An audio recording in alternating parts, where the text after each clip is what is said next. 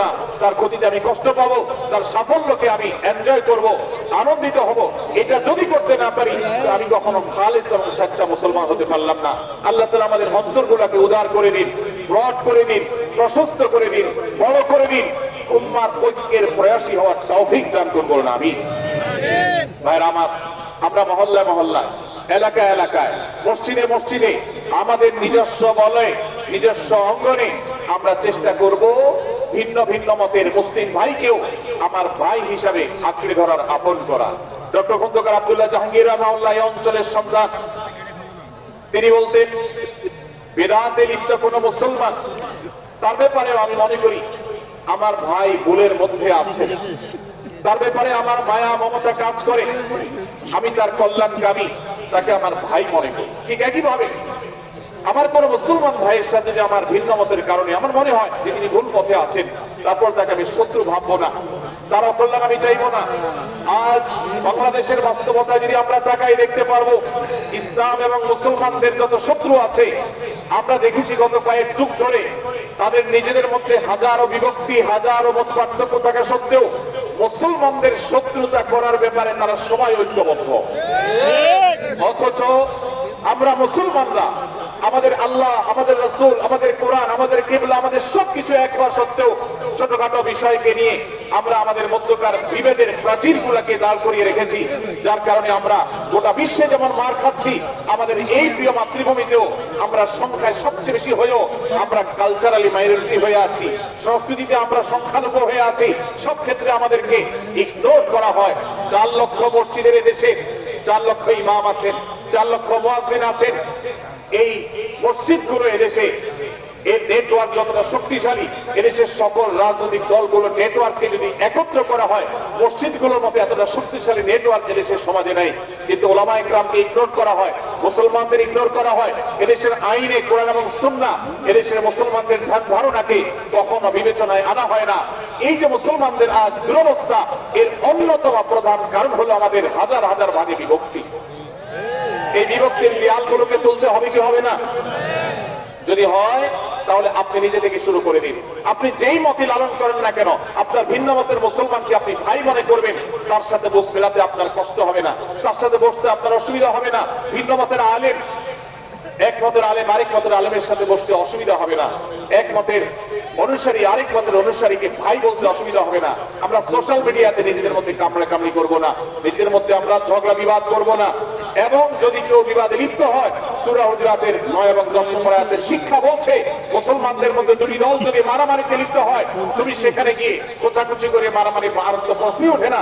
বরং আল্লাহ বলছেন যে ফাসলিহু বাইনাহুমা, তাদের উভয়ের মধ্যে মীমাংসা করবার জন্য তুমি উদ্যোক্তা হও, তুমি উদ্যোগী হও। ভাইরা আমার, আমরা অনেকেই হয়তো জেনে থাকবো মিথ্যা এটা আল্লাহর জমিনের সবচেয়ে বড় জঘন্য অপরাধগুলোর মধ্যে থেকে একটি।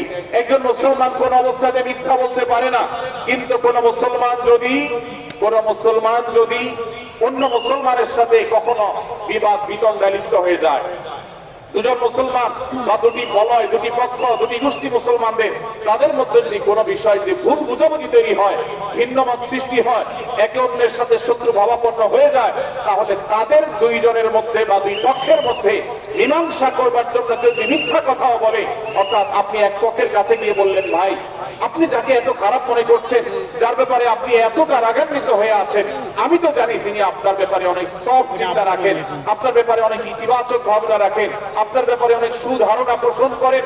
আপনি যদি একজন মুসলমানের কাছে গিয়ে, এক পক্ষের কাছে গিয়ে যদি এই কথাটা বলেন, বাস্তবে তিনি যদি এটা নাও বলেন, তারপরেও আপনি যদি এই মিথ্যা কথা বলেন, এই মিথ্যা এটা শুধু জায়েজ নয়, বরং এই মিথ্যাটা এর মাধ্যমে আপনি যে তাদের পরস্পরের সম্পর্ককে ভালো করার চেষ্টা করেছেন, এর মাধ্যমে আপনি আল্লাহর কাছে নেকি এবং সওয়াব পাবেন ইনশাআল্লাহ। ভাইরা আমার, তাহলে দুজন মুসলমান, দুটি পক্ষ, দুটি দল, দুটি বলয়, দুটি গোষ্ঠী যদি কখনো ভিন্ন মত তাদের মধ্যে তৈরি হয়, সেটা যদি মারামারিতে গিয়ে পৌঁছায়, সেটা যদি বিবাদ বিতণ্ডা পর্যন্ত গিয়ে পৌঁছায়, আমাদের কাজ হবে মধ্যে থেকে সেটাকে মীমাংসার মাধ্যমে দূরত্বকে কমানো। আমরা কখনো দূরত্ব বাড়াবো না, পারলে দূরত্ব কমাবো। ডক্টর খন্দকার আব্দুল্লাহ জাহাঙ্গীর রহমতুল্লাহ একটা কথা বলতেন, মুসলমানদের বাড়িতে যে আগুন লেগেছে, বিভেদের আগুন, মতবিরোধের আগুন, মত পার্থক্য, এটা মতবিরোধে যে পৌঁছে গেছে, এ আগুন তিনি বলতেন আমি নিভাবার মতো শক্তি আমার নাই, এত পাওয়ার নাই যে বহুদা বিভক্ত মুসলমানদেরকে আমি ঐক্যবদ্ধ করে ফেলবো, এত শক্তি আমার হাতে নেই। কিন্তু একটা শক্তি আমার কাছে আছে ভাই, সেটা হলো যে বিবাদমান মুসলমানদের মধ্যে বিবাদ যেন আর না বাড়ে, বিবাদের যে আগুন লেগেছে সে আগুনে যেন আর ঘি ঢালা না হয়, কেরোসিন ঢালা না হয়, সেজন্য আমি ভূমিকা রাখতে পারি।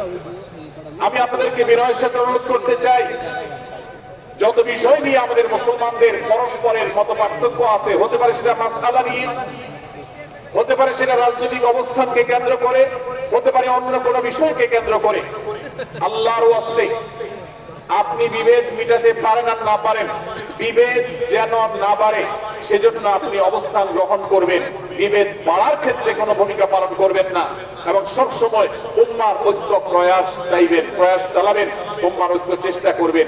আল্লাহর কাছে আপনি যে দোয়াগুলো করেন এর মধ্যে একটা দোয়া যেন এটাও থাকে, হে আল্লাহ আমরা বহুদা বিভক্ত হয়ে গেছি, আমরা টুকরা টুকরা হয়ে গেছি, যার কারণে তোমার ভাষ্য অনুযায়ী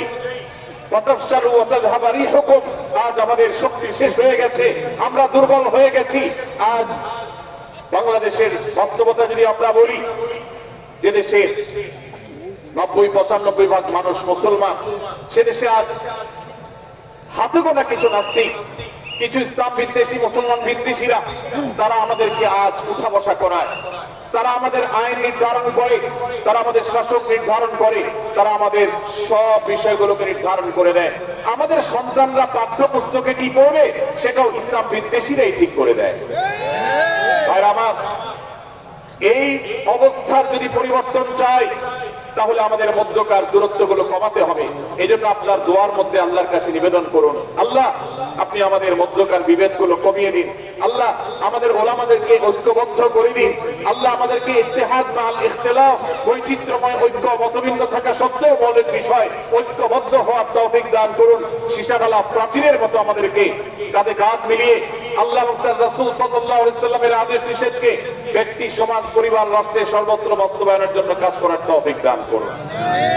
আমরা আমাদের দোয়ার মধ্যে মুসলমানদের ঐক্যের জন্য দোয়া করবো ইনশাআল্লাহ, আল্লাহ তাআলা আমাদেরকে সেই তৌফিক দান করুন। ভাইরা আমার, তাহলে সূরা হুজুরাতের তৃতীয় শিক্ষা বলছিলাম 9 থেকে 10 নম্বর আয়াতে আল্লাহ রাব্বুল আলামিন মুসলমানদের মধ্যে যদি কখনো বিবাদ, বিতণ্ডা, মারামারি, হানাহানি সৃষ্টি হয়, তাহলে সেটিকে মীমাংসা করবার কথা বলেছেন। অতএব যদি কোনো স্বামী স্ত্রীর মধ্যেও কখনো মনোমালিন্য তৈরি হয়, আপনার যদি সেখানে ভূমিকা রাখবার সুযোগ থাকে, আপনি চেষ্টা করবেন উভয়ের মধ্যে দূরত্বটা কমাবার জন্য। আমরা অনেকে আজকাল নামাজ কালাম পড়ি, রোজা রাখি, দাড়ি রাখি, অনেক ভালো ভালো কথা বলি, অথচ দুজনের মধ্যে গন্ডগোল লাগলো আমরা সেখানে এক পক্ষ হয়ে আরেক পক্ষকে আমরা খেপিয়ে তুলি।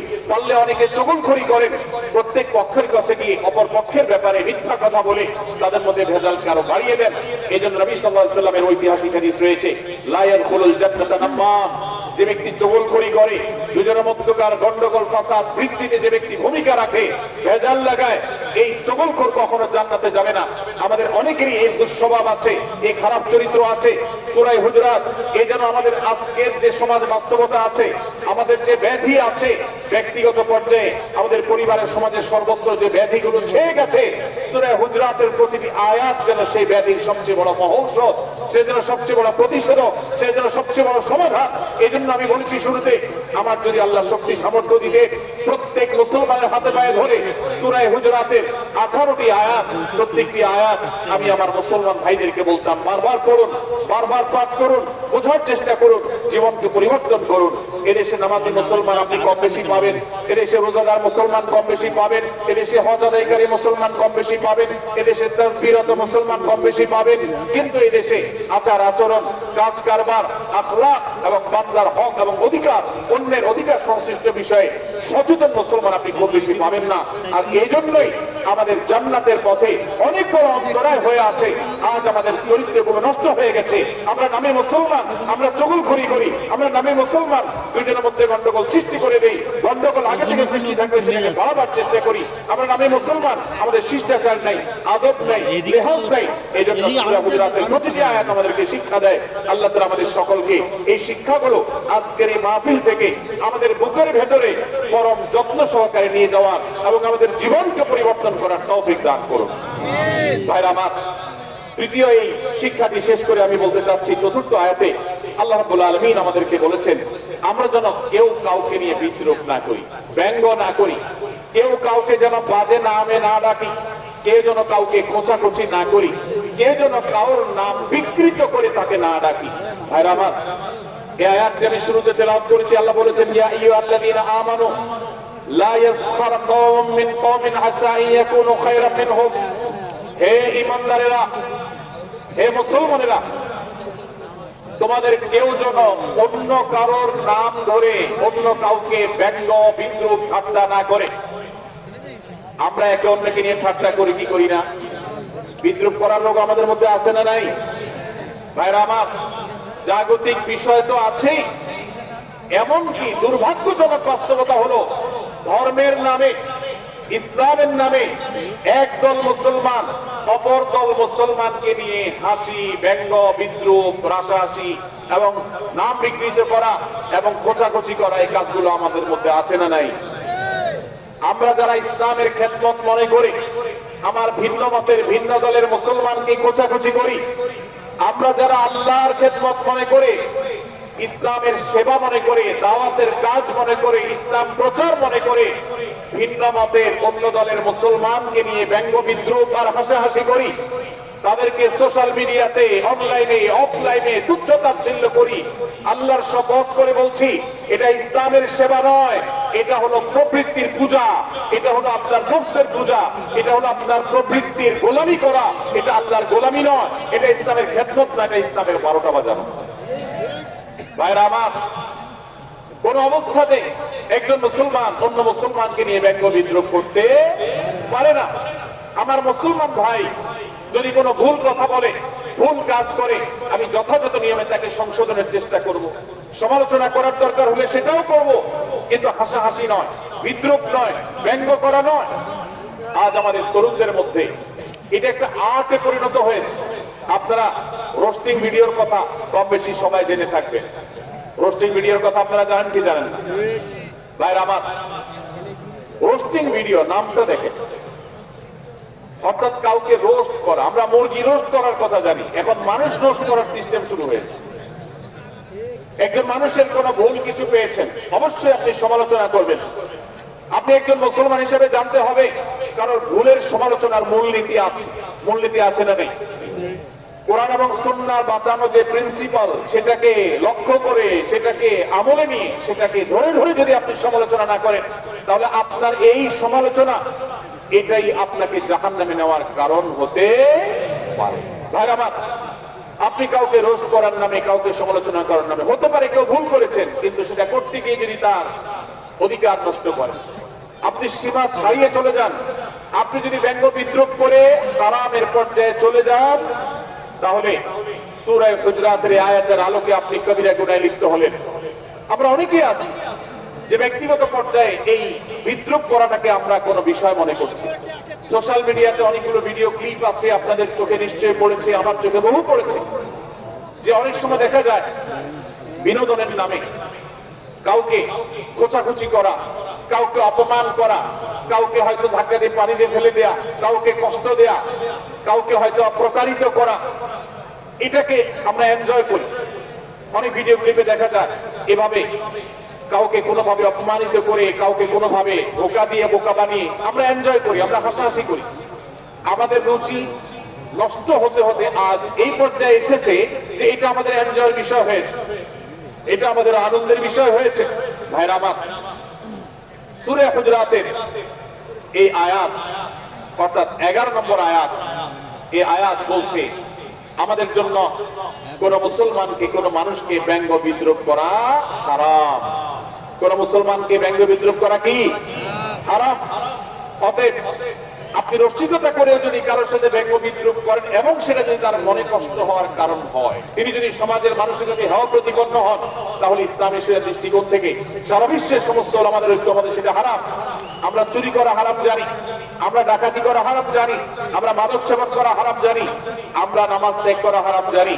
এই সমস্ত হারাম থেকে আমরা অনেকেই বেঁচে থাকি, কিন্তু আমি আমার মুসলমান ভাইয়ের চরিত্র হনন করছি শুধুমাত্র সাধারণ জীবনযাত্রার ক্ষেত্রে করছি তা নয়, এমনকি ধর্মের নামে, ইসলাম প্রচারের নামে, দাওয়াতের নামে আমরা আমাদের প্রতিপক্ষ মুসলমান ভাইকে নিয়ে অনেক সময় ব্যঙ্গ বিদ্রুপ করি, হাসাহাসি করি, তাকে ছোট করি, তাচ্ছিল্য করি, হেয় করি, তার সম্মানহানি করি।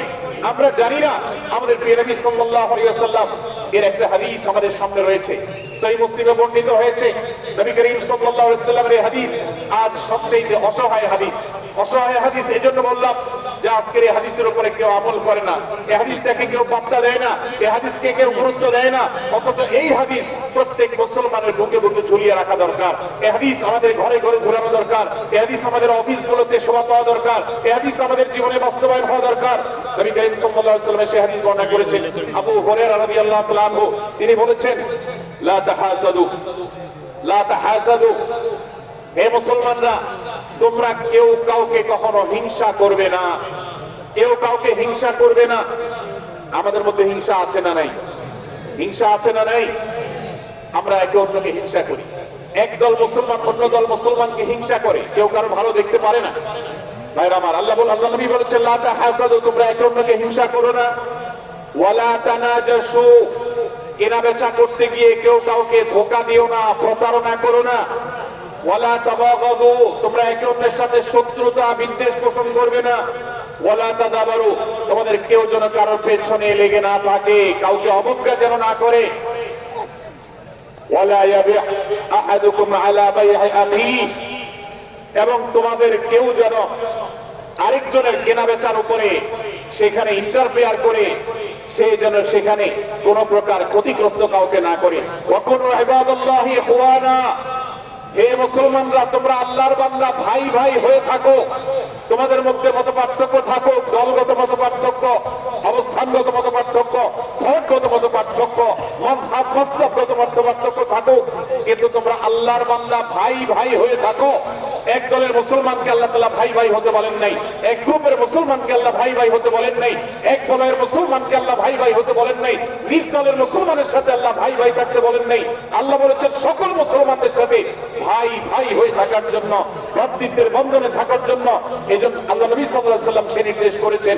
আল্লাহ নবী সাল্লাল্লাহু আলাইহি ওয়াসাল্লাম আরো বলেছেন, আল মুসলিমু আকুল মুসলিম, মুসলমান মুসলমানের ভাই, লা ইয়াজলিমুহু ওয়ালা ইয়াখযুলুহু, কোন মুসলমান কোন মুসলমানকে জুলুম করতে পারে না, তার আইল ঝেলতে পারে না, তার জমি দখল করতে পারে না, তার অধিকার নষ্ট করতে পারে না, তাকে কথা দিয়ে অত্যাচার করতে পারে না। ওয়ালা ইয়াখযুলুহু, তাকে অপমানিত করতে পারে না, লাঞ্ছিত করতে পারে না। ওয়ালা ইয়াকযিবুহু, তার সাথে মিথ্যা বলতে পারে না। ওয়ালা ইয়াহতিরুহু, তাকে তাচ্ছিল্য করতে পারে না। আত-তাকওয়া হাহুনা, আত-তাকওয়া হাহুনা, আত-তাকওয়া হাহুনা। নবীজি তিনবার নিজের বুকের দিকে তাকিয়ে দেখিয়েছেন, তাকওয়া এখানে, তাকওয়া এখানে, তাকওয়া এখানে। আমাদের অন্তরকে ভালো করতে হবে, সমস্ত মুসলমানদের জন্য উদার হতে হবে, কলিজাকে বড় করতে হবে, মনটাকে ব্রড করতে হবে, প্রশস্ত করতে হবে, অন্য মুসলমানকে ভাই মনে করতে হবে। কোন ভিন্ন মতের মুসলমানের সাথে শত্রুতা পোষণ করা যাবে না। ভাইরা আমার, অতএব এই হাদিসকে সামনে রেখে এই হাদিসের শেষ অংশে নবী সাল্লাল্লাহু আলাইহি ওয়াসাল্লাম বলেছেন, আল মুসলিমু কুল্লুল মুসলিমি আলাল মুসলিমি হারামুন দামুহু ওয়া মালুহু ওয়া ইরদুহু।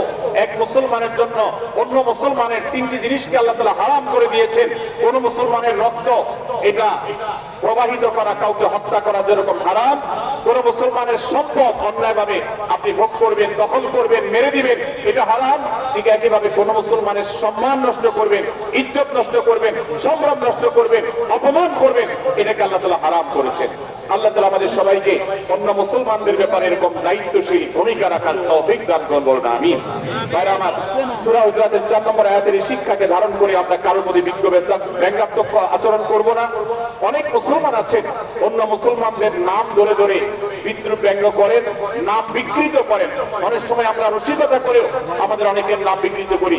আল্লাহ সুবহানাহু ওয়া তাআলা এটাকে হারাম করেছেন।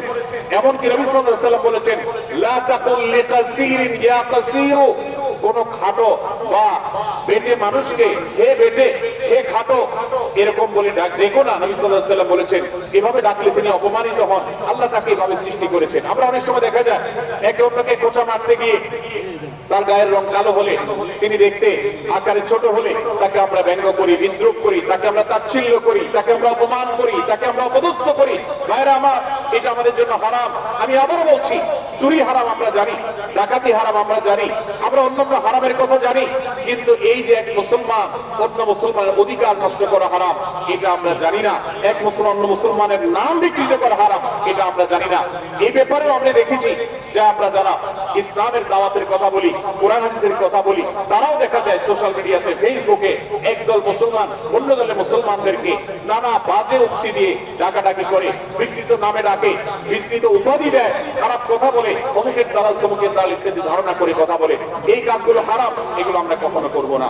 5 নম্বর যে শিক্ষা আছে সূরা হুজুরাতে, সেটা হলো 12 নম্বর আয়াতে আল্লাহ রাব্বুল আলামিন এখানে কুধারণা করাকে হারাম করেছেন, মন্দ ধারণা করতে আল্লাহ তাআলা নিষেধ করেছেন, এবং গীবত করতে পিছনে লাগতে নিষেধ করেছেন।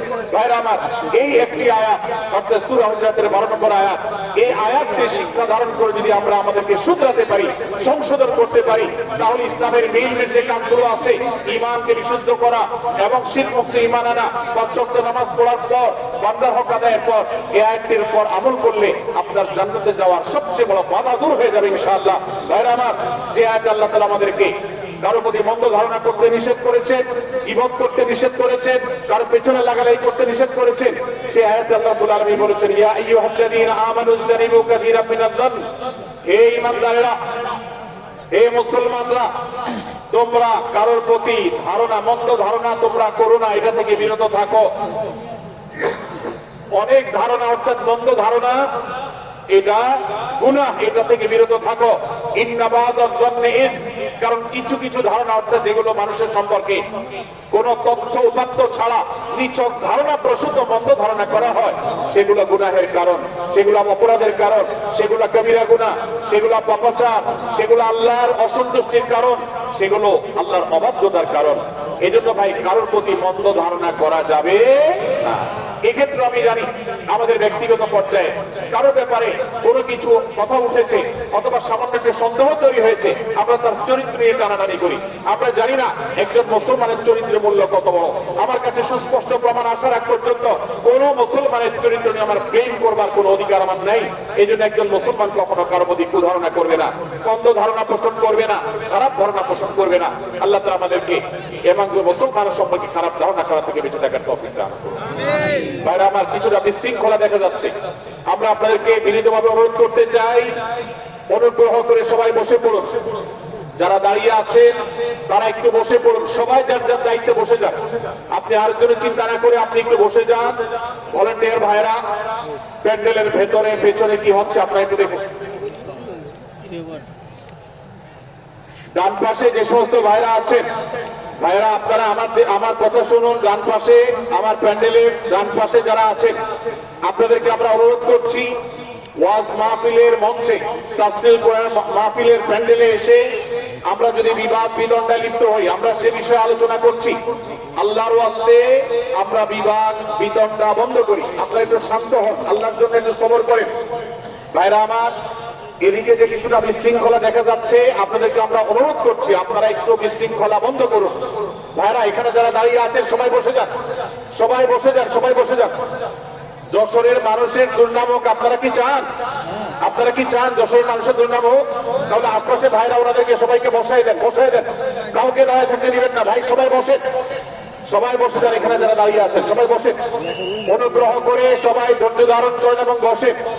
আজকের এই মাহফিল সুন্দরভাবে শেষ হোক। আপনারা কি চান কি চান না? ভাই, আপনারা কি চান কি চান না?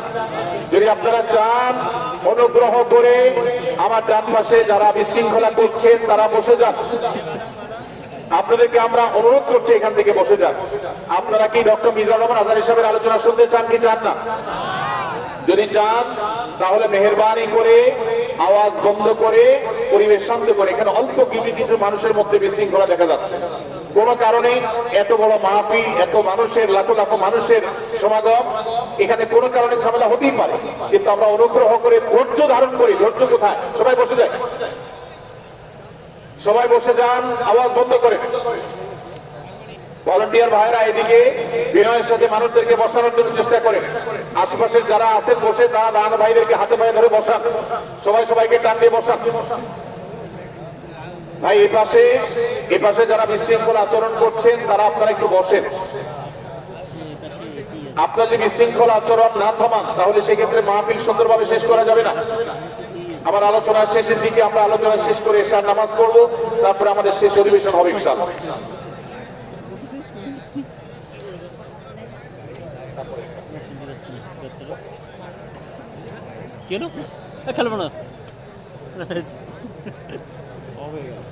ভাই মেহেরবানি করে আপনারা শান্ত হন। আমাদের আলোচনার পর আজকের আমাদের প্রধান আকর্ষণ এবং প্রধান বক্তা ডক্টর মিজানুর রহমান আজহারী হাফিজাহুল্লাহ তিনি আসবেন, তিনি আলোচনা করবেন। তারপরে আমরা মাঠে ইনশাআল্লাহ সবাই জামাতের সাথে এশার সালাত আদায় করব। আমি কয়েক মিনিটের মধ্যে আলোচনা শেষ করব, আপনারা মেহেরবানি করে শান্ত হন। জাযাকুল্লাহ খাইর। ভাইরা আমার, আমি যে জায়গাটা ছিলাম সূরা হুজরাতের 12 নম্বর আয়াতে আল্লাহ রাব্বুল আলামিন আমাদেরকে সূরা হুজরাতের 35 শিক্ষা দিয়েছেন।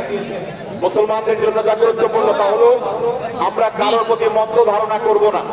এই ক্ষেত্রে ডক্টর আব্দুল্লাহ জাহাঙ্গীর রাহমাহুল্লাহর একটা উক্তি আমার মনে পড়ে। তিনি বলেছেন যে আজ আমাদের যারা ধর্ম চর্চা করি, আমরা যারা নিজেদেরকে প্র্যাকটিসিং মুসলমান মনে করি, আমাদের সবচেয়ে হুজুরদের সবচেয়ে পছন্দের গুনাহ হলো মন্দ ধারণা করা, অন্যের ব্যাপারে খারাপ ধারণা করা।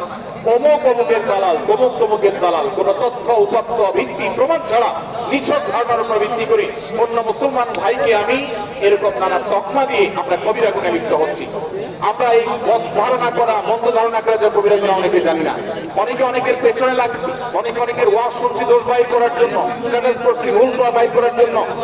এই যে মানুষের পেছনে লাগা, এটা আল্লাহ তাআলা নিষেধ করেছেন, ওয়ালা তাজাসসু, তোমরা কেউ কারোর চিহ্ন অন্বেষণ করার, দোষ আবিষ্কার করার চেষ্টা করবে না, এবং ওয়ালা ইয়াক্তাব বা'দুকুম বা'দা, কেউ কারোর গীবত শিকায়াত করবে না। এই আয়াতে আমাদেরকে কেউ কারোর পেছনে পরনিন্দা করতে নিষেধ করেছেন। ইসলাম বলে আমরা মানুষের সামনে মানুষের ভুলের কথাগুলো বলবো বিনয়ের সাথে, যাতে তিনি সংশোধিত হন, আপনার পেছনে প্রশংসা করব। আমরা করি উল্টা, আমরা মানুষের সামনে এসে মানুষের প্রশংসা করি, আপনার পেছনে গিয়ে তার দুর্নাম করি। ইসলামকে যদি আমরা মানতাম সমাজটা সুন্দর হয়ে যেত। আমরা যদি সামনে কারোর দোষ বলতাম তাহলে তিনি সংশোধিত হতেন, আর পেছনে যদি ভুল বলতাম তাহলে তিনি ভালো সেখান থেকে শিক্ষা গ্রহণ করতেন। সূরা হুজরাতের 6 নম্বর শিক্ষা 13 নম্বর আয়াতে আল্লাহ তাআলা বলেছেন যে আমাদের সবার গোড়া কোথা থেকে এসেছে, আমাদের গর্বের কোনো বাহ্যিক কারণ নাই তাকওয়া ছাড়া। আল্লাহ বলেছেন, ইয়া আইয়ুহান নাস ইন্না খালাকনাকুম মিন যাকারিন ওয়া উনসা, হে মানুষ সকল, তোমাদেরকে আমি মানুষ, নারী এবং পুরুষ, আদম এবং হাওয়া থেকে সৃষ্টি করেছি। ওয়া জাআলনাকুম শুউবান ওয়া ক্বাবাইলা লিতাআরাফু, বিভিন্ন গোত্রে তোমাদেরকে আমি বিভক্ত করেছি পরিচয়ের জানার জন্য, শুধুমাত্র। আর আল্লাহ বলেছেন শেষে, ইন্নাল্লাহা আলিমুন খাবীর, তোমরা কি করো আল্লাহ জানে। অতএব আমাদের কারোর উপর কারো কোনো শ্রেষ্ঠত্ব নেই তাকওয়া ছাড়া। আল্লাহ বলেছেন, ইন্না আকরামাকুম ইনদাল্লাহি আতকাকুম, আমাদের মধ্যে সবচেয়ে মর্যাদাবান হবে তিনি যার মধ্যে তাকওয়া সবচেয়ে বেশি হবে। আমাদের কোনো বংশগত গৌরব, কোন অঞ্চলগত গৌরব, অন্য কোনো গৌরব আমাদের থাকবে না, শুধু তাকওয়ার গৌরব আমাদের থাকতে পারে। সেটাও গর্ব, নিষিদ্ধ গর্ব বা অহংকারের মতো নয়, বরং সেটা আমাদের বিনয়ের জায়গা। সর্বশেষ 7 নম্বর যে শিক্ষা সূরা হুজুরাতে রয়েছে, সেটা 14 এবং 14 থেকে 18 নম্বর আয়াতে আল্লাহ তাআলা ঈমান এবং ইসলামের চিহ্ন উল্লেখ করেছেন। যে 6টা শিক্ষা উল্লেখ করা হয়েছে, এর আলোকে মুসলমানকে, মুনাফিককে সেটা নিরূপণ হবে। এজন্য আল্লাহ তাআলা শেষে এটি উল্লেখ করেছেন। এই 7টি শিক্ষাকে ধারণ করে আমরা আমাদেরকে ভালো মুসলমান হিসেবে গড়ে তোলার চেষ্টা করব, আমাদের জীবনকে সাজাবার চেষ্টা করব। আল্লাহ তাআলা আমাদের সবাইকে তৌফিক দান করুন। আমি আবারও এক নজরে বলে শেষ করছি, সূরা হুজুরাত কোরআনে কারীমের 26তম পারার একটি সূরা, 49 নম্বর সূরা, কোরআনের 18টি আয়াতের আছে। প্রথম থেকে 5 নম্বর আয়াত পর্যন্ত আল্লাহ রাসূলের সাথে আদব লেহাজ বজায় রাখা, শিষ্টাচার মেইনটেইন করা এবং সম্মানীয় ব্যক্তিদের সাথেও এখান থেকে আমরা শিক্ষা নিয়ে আদব লেহাজ বজায় রাখা, তাদের সামনে আগ বেড়ে কথা না বলা, আগ বেড়ে কাজ না করা, উচ্চ কণ্ঠে কথা না বলাই শিক্ষা আল্লাহ দিয়েছেন। দ্বিতীয়ত আমাদেরকে কোন সংবাদ, বিশেষ করে অনির্ভরযোগ্য তথ্যের সংবাদ শুনে আমাদেরকে কারোর ব্যাপারে ধারণা করার আগে আল্লাহ তাআলা আমাদেরকে যাচাই করার শিক্ষা দিয়েছেন। আমরা যেন গুজবে, আমরা যেন ধারণা প্রসূত কোন তথ্যে আমরা যেন কান না দিই, সেই শিক্ষা আল্লাহ আমাদেরকে দিয়েছেন। এটি 6 থেকে 8 নম্বর আয়াতে, 9 থেকে 10 নম্বর আয়াতে আল্লাহ তাআলা মুসলমানদের দুই গ্রুপের মধ্যে গন্ডগোল দেখা দিলে মীমাংসা করতে বলেছেন, এবং 4 নম্বর শিক্ষা 11 নম্বর আয়াতে বিদ্রুপ করতে নিষেধ করেছেন আল্লাহ তাআলা, কারণ নাম ধরে ব্যঙ্গ করাকে হারাম করা হয়েছে। এবং 5 নম্বর শিক্ষা 12 নম্বর আয়াতে আল্লাহ তাআলা দিয়েছেন, কারো প্রতি মন্দ ধারণা করা যাবে না, কারো পেছনে লাগা যাবে না, এবং কারো মন্দ নামে কাউকে ডাকা যাবে না, কারোর সমালোচনা তার পেছনে করা যাবে না, এগুলোকে হারাম করা হয়েছে। 6 নম্বর শিক্ষা 13 নম্বর আয়াতে আল্লাহ বলেছেন, আমাদের সবার মধ্যে কারোর কোনো শ্রেষ্ঠত্ব নাই তাকওয়া ছাড়া। যার তাকওয়া যত বেশি, আল্লাহ ভীতি যত বেশি, তিনি আল্লাহর কাছে যত শ্রেষ্ঠ এবং সেরা। 7 নম্বর সর্বশেষ শিক্ষা হলো 14 থেকে 18 নম্বর আয়াতে আল্লাহ রাব্বুল আলামিন ঈমানদারদের আলামত, মুনাফিকদের আলামত উল্লেখ করেছেন। সেখান থেকে শিক্ষা নিয়ে আমরা আমাদের ঈমানকে পরখ করার চেষ্টা করব, আমাদের আমলকে পরখ করার চেষ্টা করব।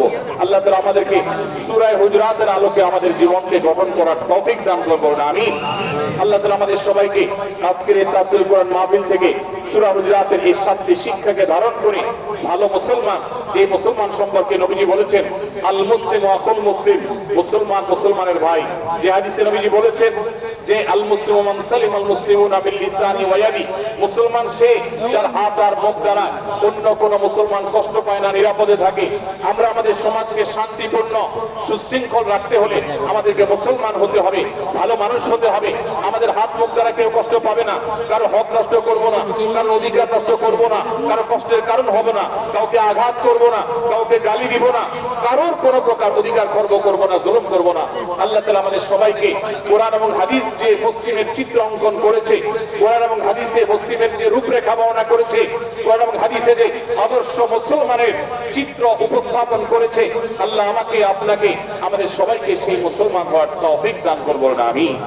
ভাইরা আমার, আমরা মুসলমানরা যদি কোরআন হাদিসের আলোকের সে আদর্শ মুসলমান হতে পারি, বিশ্বের মানচিত্র পরিবর্তন হতে সময় লাগবে না, বাংলাদেশের পরিস্থিতি পরিবর্তন হতে সময় লাগবে না।